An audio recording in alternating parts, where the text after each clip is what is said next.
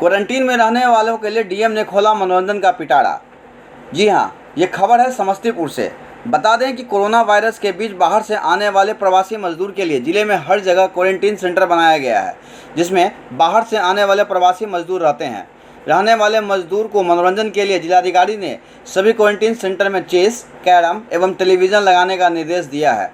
जिलाधिकारी ने बताया कि क्वारंटीन सेंटर में रहने वाले मजदूर को एक जगह रहने में दिक्कत होता है, जिसको देखते हुए सभी सेंटर में मनोरंजन का सामान उपलब्ध करवाया गया है, जिसमें लोग सोशल डिस्टेंसिंग का पालन करते हुए रामायण महाभारत देखने के साथ साथ चेस या कैरम भी खेलेंगे, जिससे उनको समय बिताने का एहसास नहीं होगा। और उन्होंने सेंटर में रह रहे लोगों के लिए खाने पीने का भी बेहतर इंतजाम करने की बात कही है। आइए इस संदर्भ में देखते हैं समस्तीपुर डीएम शशांक शुभंकर क्या कहते हैं।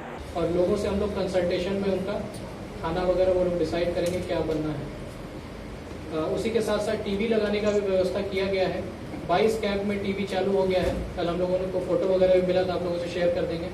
रामायण महाभारत ये सब दिखाया जा रहा था, पिक्चर भी दिखाया जा रहा है। बाकी कैंपों में भी सर्व शिक्षा अभियान का प्रोजेक्टर है हमारे पास, तो वो प्रोजेक्टर हम लोग कैंपों में लगा रहे हैं ताकि लोगों को कुछ सोर्स ऑफ एंटरटेनमेंट भी रहे।